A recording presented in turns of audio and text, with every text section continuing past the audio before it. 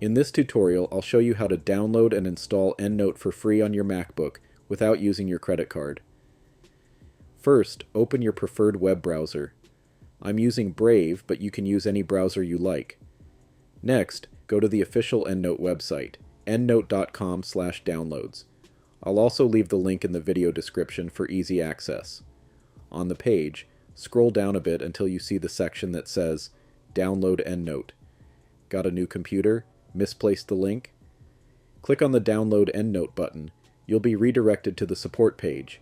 Under the Endnote 2025 section, click on the For Mac link. Make sure you select that one. Your download should start automatically. Save the file to your Downloads folder. Once the download is complete, locate the installer file. It should be a .dmg file. Double-click to open it. If you see a warning that says Endnote can't be opened because it was not downloaded from the App Store, just click OK. To bypass this, click the Apple logo at the top left of your screen and go to System Settings. Then, select Privacy and Security from the left menu. Scroll down to the Security section, and you should see a message saying, Endnote installer was blocked to protect your Mac. Click Open.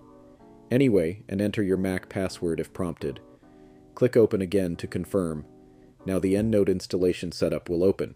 Double-click on it and then click Install. The installation wizard will guide you through the process. Click Next.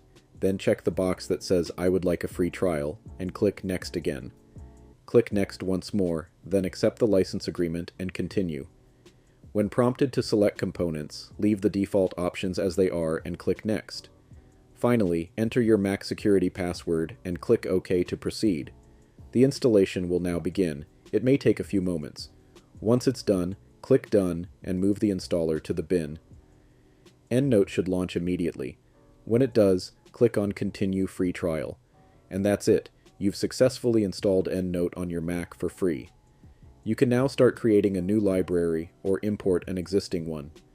If this video helped you, don't forget to hit the like button, subscribe to the channel, and turn on the notification bell so you won't miss future tutorials.